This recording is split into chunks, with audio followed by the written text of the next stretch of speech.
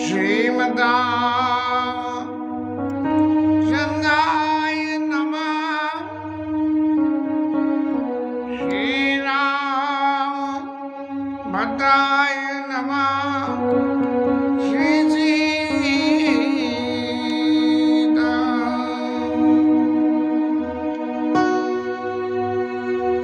तुम का भरत कलंक यहाँ हम सबका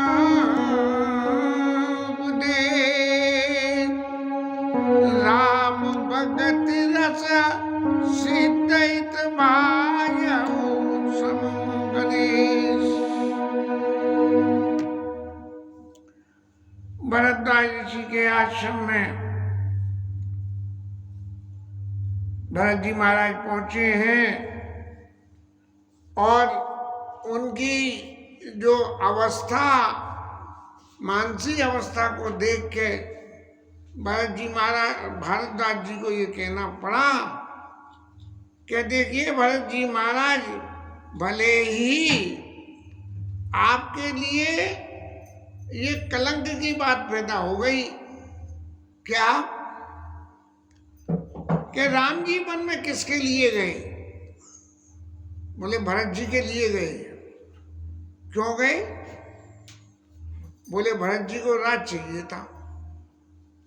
तो तुम कहा भरत कलंक, तो तुम्हारे लिए तो ये कलंक की बात हो गई कि जिस चीज को तुम कभी नहीं चाहते थे उस चीज के निमित्त भी तुम्हारा नाम आ गया कि तुम्हारे राज्य शासन मिलने की वजह से राम जी को वन में जाना पड़ा।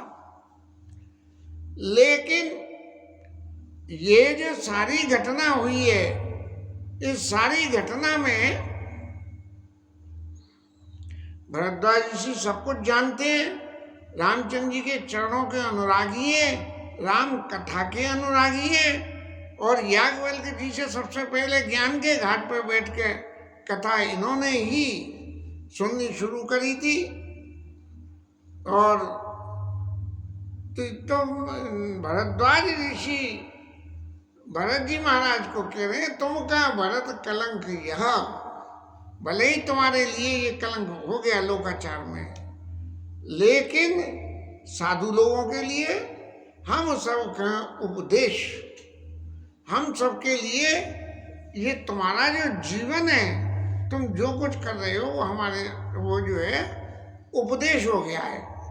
उपदेश कैसे हो गया कि राम भगति रस सिद्धित, राम भक्ति रूपी रस को प्राप्त करने के लिए कैसे प्राप्त करें। भाई समूह गणेश, आपने जो आचरण किया, इस आचरण को करके रामचंद्र जी की भक्ति रूपी रस को प्राप्त किया जा सकता है। ये हम सब लोगों के लिए राम राम जपना ये एक क्रिया है, लेकिन राम जी के चरणों में इतना अनुराग प्रेम कि राम जी के प्रेम के लिए सब कुछ छोड़ देना। जाके प्रिय राम मैंने, जाके प्रिय राम मैंने, तजिए ताई कोटि मेरी समा, तजिए ताई कोटि मेरी समा,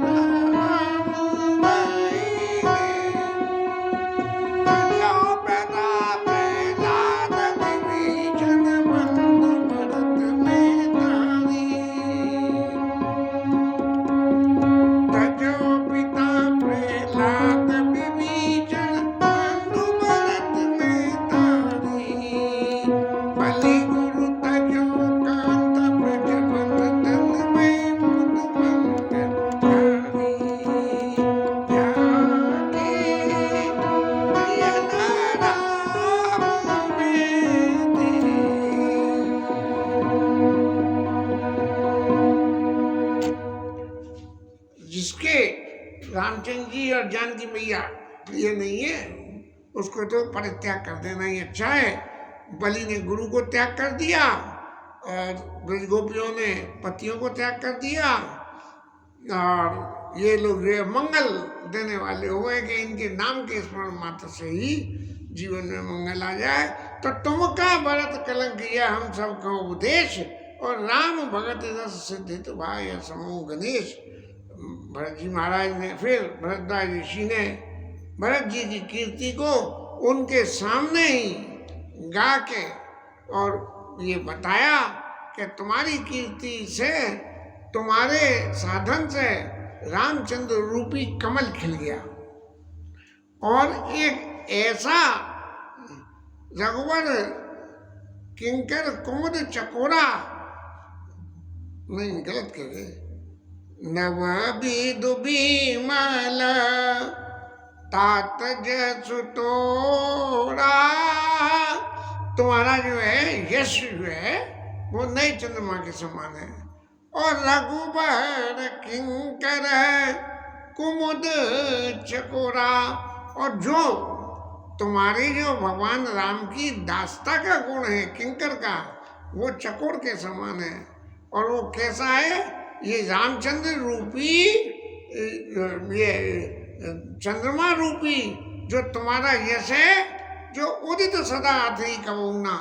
ये यश कभी भी जो है छुपेगा नहीं। घटी न जग जग दिन दिन दूना ये घटेगा नहीं। चंद्रमा तो घटता है बढ़ता है लेकिन तुम्हारा यश जो है बढ़ेगा ही बढ़ेगा।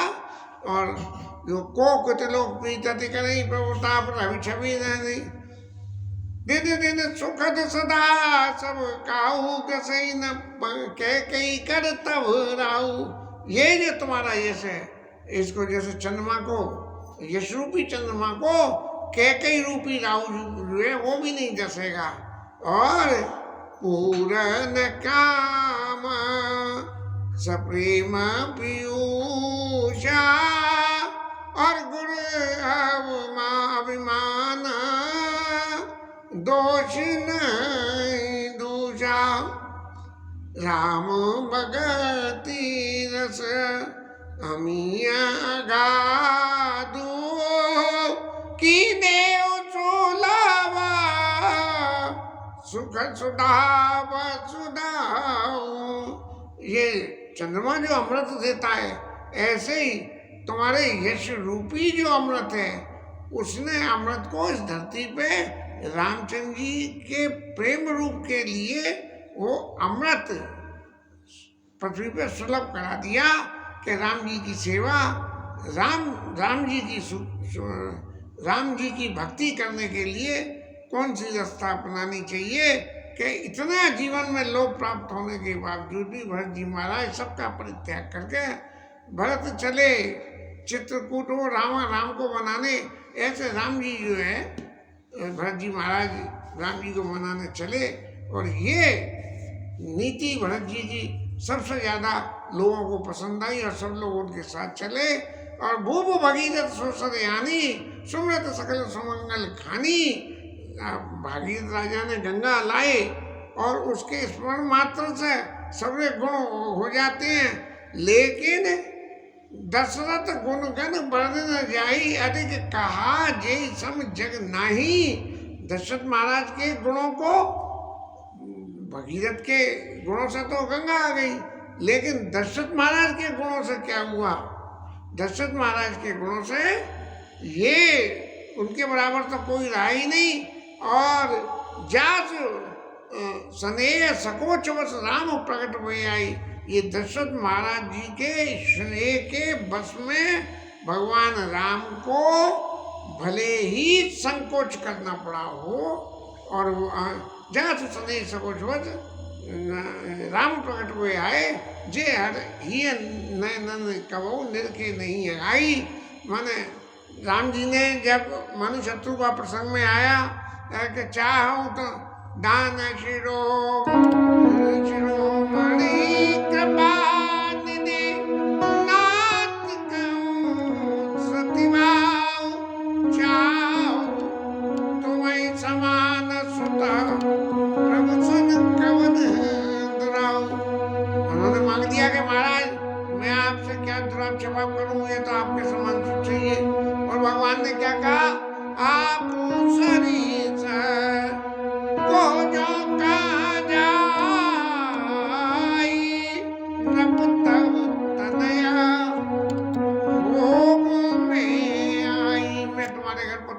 खुद ही आ जाऊंगा, अपने सामान दूसरा मैं कहाँ से लेके आऊं। तब जासु सने सकोच वर्ष राम प्रकट हुए आए जी हरि ये हरि ही कहूँ निरके नहीं आई। ऐसे राम जी महाराज जी है संकोच में जिसके प्रेम के वशीभूत होकर प्रकट हुए, ऐसे दशरथ जी महाराज के कीर्ति रूपी में तुम भरत जी महाराज चंद्रमा के समान उदय हुए। जय बस राम प्रेम मृग रूपा, यहाँ पे भगवान राम के प्रति प्रेम रूपी जय बस राम प्रेम मृग रूपा नहीं समझ में नहीं आ रहा। तात गलानी करऊं मधिय जाए, डरऊं तरी तई पारस पाए। अरे तुम्हारे पास तो इतनी भगवान राम के प्रेम रूपी पारस मणि है, और इस पारस मणि के रहते हुए तुम ये डर रहे होगे तुम्हारे पर दारिद्र का दुख आ जाएगा, तुम्हारे ऊपर गरीबी आ जाएगी।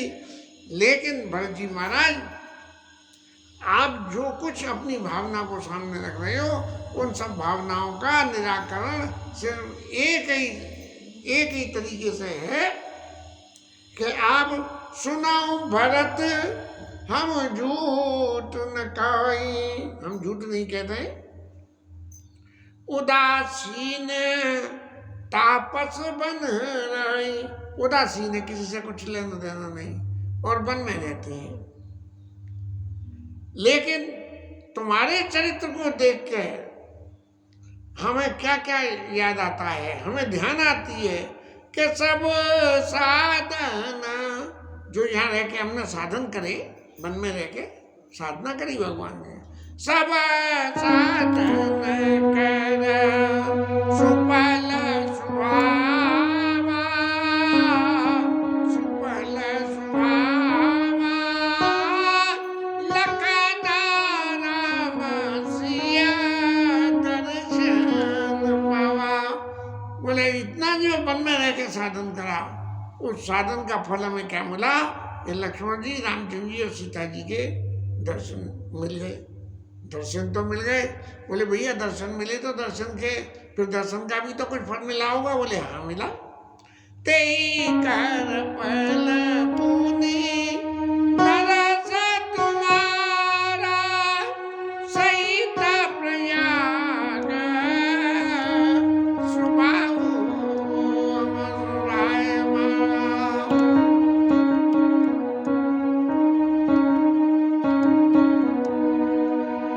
लेकिन राम जी के दर्शन करने का फल क्या हुआ कि उससे हमें तुम्हारा दर्शन हो गया। राम जी वन में गए, आप मनाने उनको जा रहे हो तो आपका दर्शन हो गया। और ये प्रयागराज के समय हमारा बहुत बड़ा सौभाग्य है। भरत जी महाराज की वंदना करते हुए महाराज भरतदास जी कह रहे हैं कि भरत धन्य तुम जस जग भयऊ।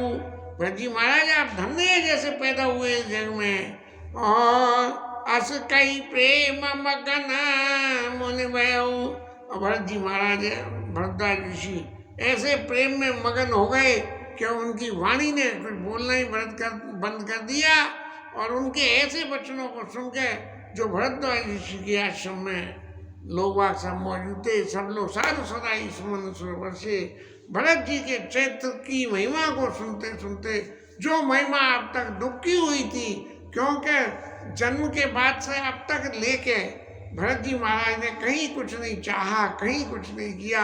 ये तो आगे आगे के उसमें भरत चरित्र में आवेगा कि भरत जी क्यों नहीं बोले और कैसे हुए, और राम जी का भरत जी के प्रति क्या इसलिए है।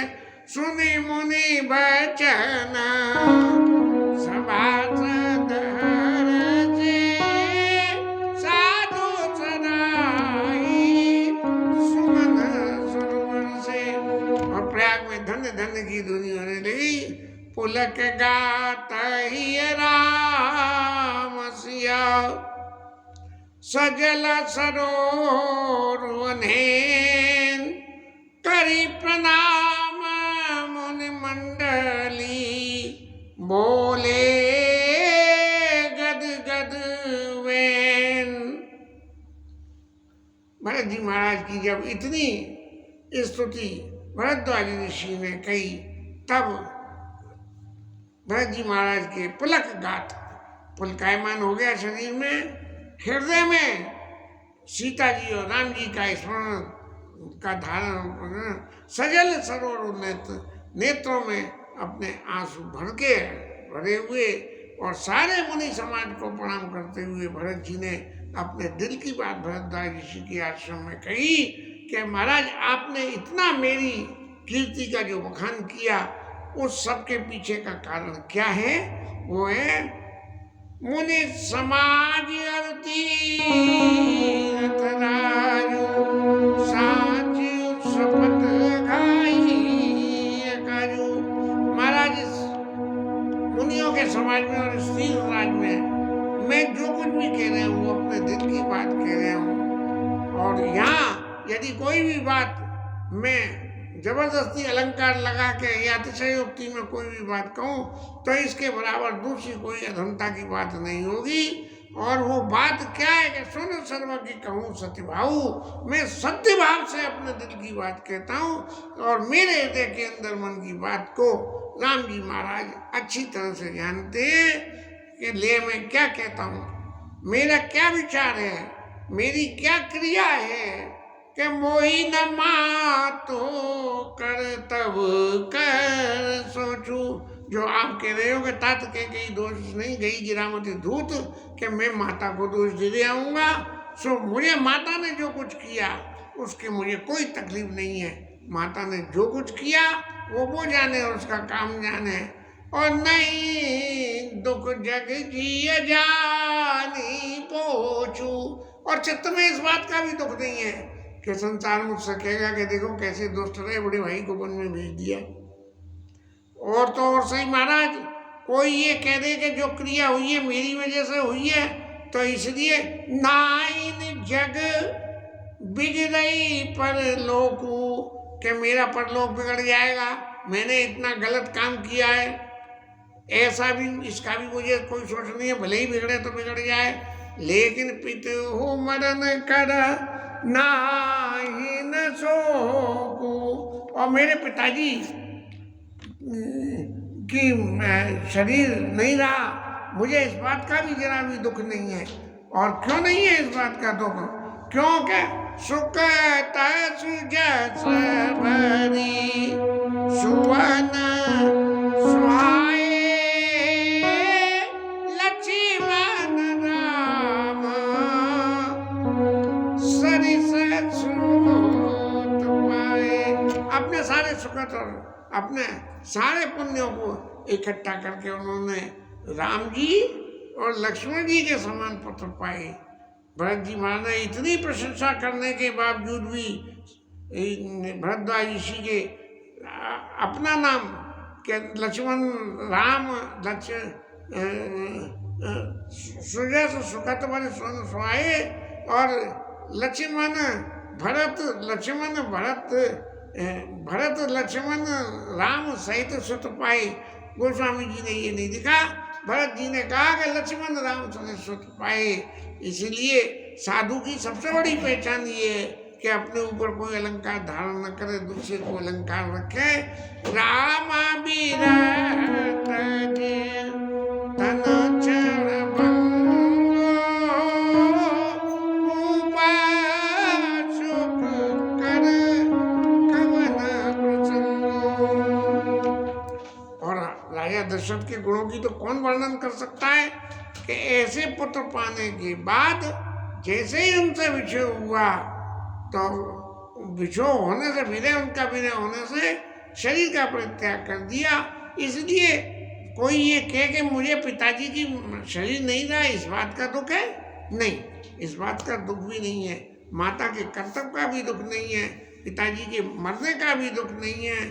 और तो और सही मेरा परलोक भी बिगड़ जाए, इसका भी मेरे को कोई दुख नहीं है। लेकिन सबसे बड़ी बात क्या है, जिसका मेरे को चित्त में बार बार विचार आता है, वो राम लखन जिया, राम लखन जिया, बिनु बग बनाई, बिनु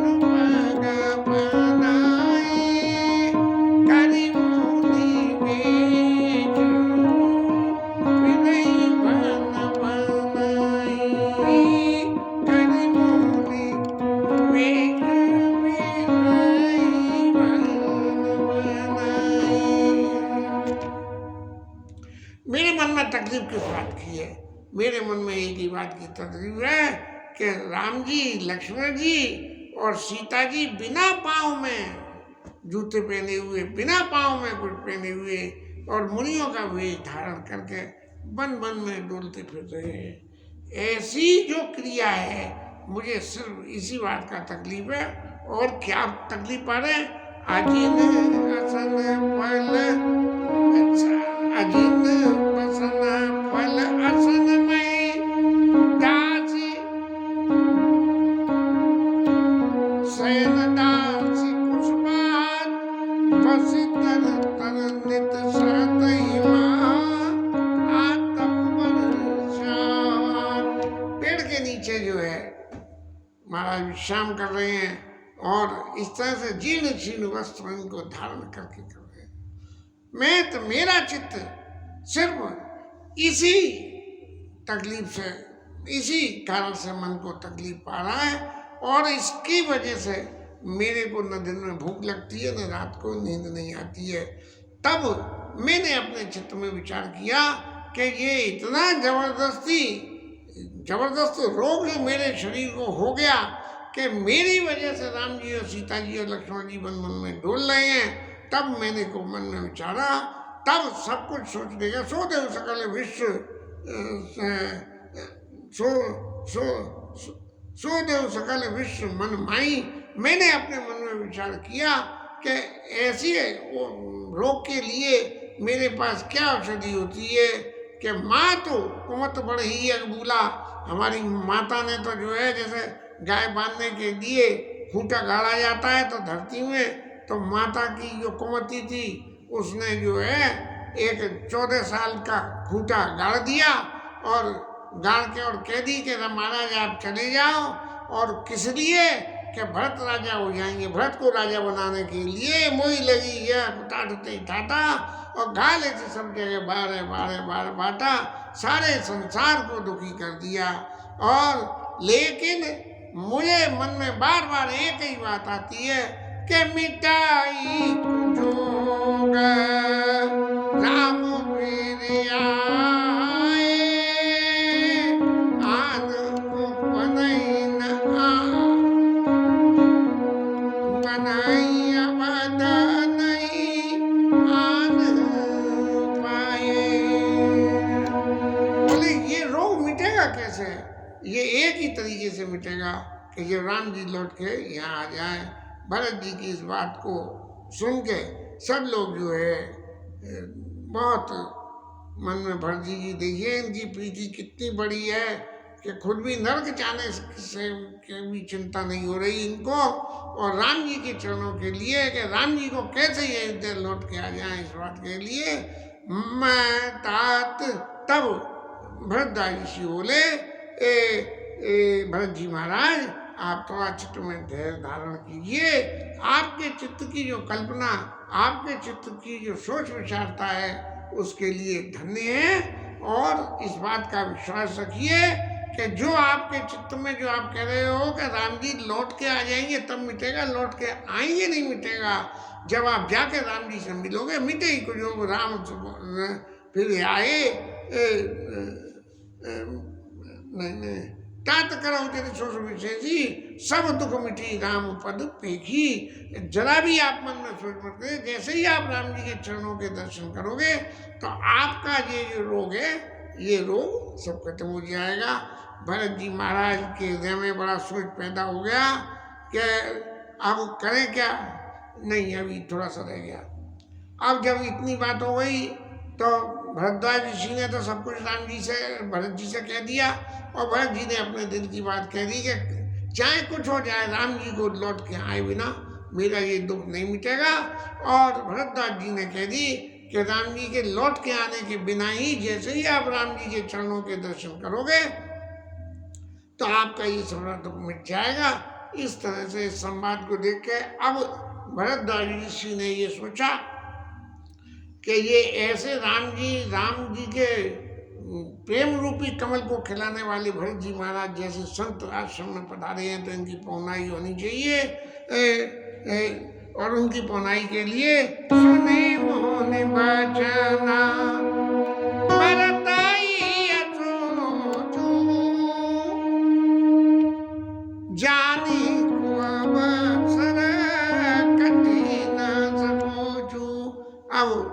कही कि भाई भरद्वाज जी ने कही कि आप हमारे यहाँ पधारे, आप हमारे मेहमान स्वरूप हो, आप हमारे गेस्ट हो, इसलिए हमारे पास जो कुछ भी कंद मूल फल फूल जो कुछ भी है वो हम आपको देते हैं और आप कृपा करके उसे स्वीकार करो। गुरु जी की बात को सुन के भरत जी को ऐसा लगा कि इसके इतने भी खाने में हम टाइम क्यों बर्बाद करें, जब राम जी के चरणों के दर्शन करके ही विपत्ति मिटेगी तो उसके लिए हम चाहे कुछ भी छोड़ना पड़े हम तुरंत की तुरंत चलें। लेकिन गुरु जी की आज्ञा उसको कैसे मिटा सकें, इसलिए जान गरोई गुरु गिरा बहोरी, चरण बंद बोले कर जोड़ी। भरत जी महाराज जो है चरणों में वंदना करके गुरु जी से बोले कि महाराज वैसे तो हमारे दिल की इच्छा ये थी, लेकिन हम जो है आपकी आज्ञा को कैसे टाल सकते हैं, आपकी आज्ञा को सिरोधार्य करना हमारा परम धर्म है।